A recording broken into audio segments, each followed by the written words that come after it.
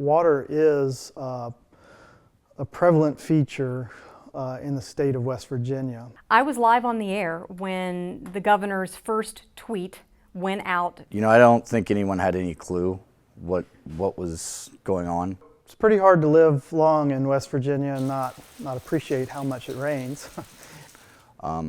We just knew that there was a leak at Freedom, and that residents weren't supposed to use water at all. Of course, having reported this and living in Charleston, we were just as affected as anyone else. So the first 3 days after the spill, people were coming to work unshowered, basically cleaning up as best you could with like baby wipes or some sort of like, you know, whatever towels you had laying around that you could clean yourself with.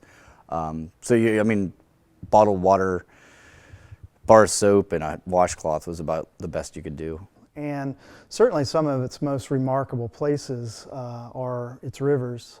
When we think about places like the New River or the Golly River or the Cranberry River. And then when we couple that with some of the major river systems like the Monongahela River and the Kanawha River, places where historic conduits of coal and steel and major economic drivers in terms of industry. Basically announcing that this had happened. And at first, we didn't really know what that meant. I was on the set, I was anchoring, as I said, and so I immediately sent a note to our assignment editor and said, you know, check into this, let's see what this is. And finished anchoring the rest of that segment of the newscast. During the commercial break, came out, checked in, we'd gotten a little more information. We'd confirmed that yes, this came from the governor's office and it is a do not use order, which is different than a boil water advisory, which is, I think, what a lot of people maybe wondered at first. You know, is this just a boil water advisory? We get those all the time.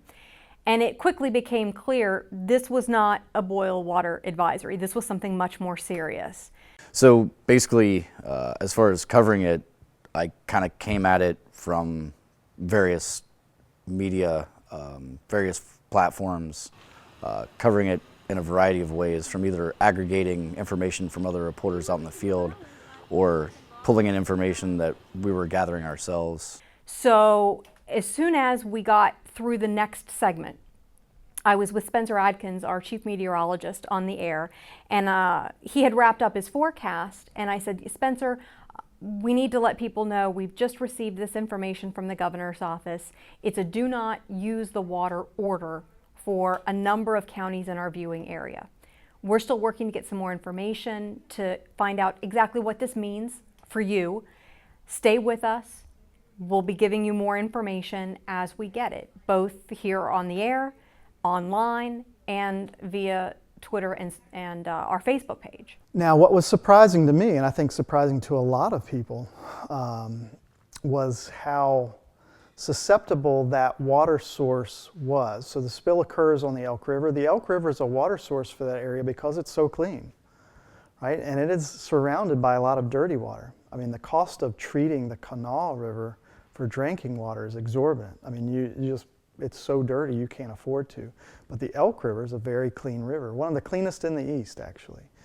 And so it's, you see how dependent then we have become as a state on our few really clean, productive water sources like the Elk River. And as we lose rivers and their value of drinking water and become dependent on very few, then we become very susceptible to something that would seem like to be a localized event.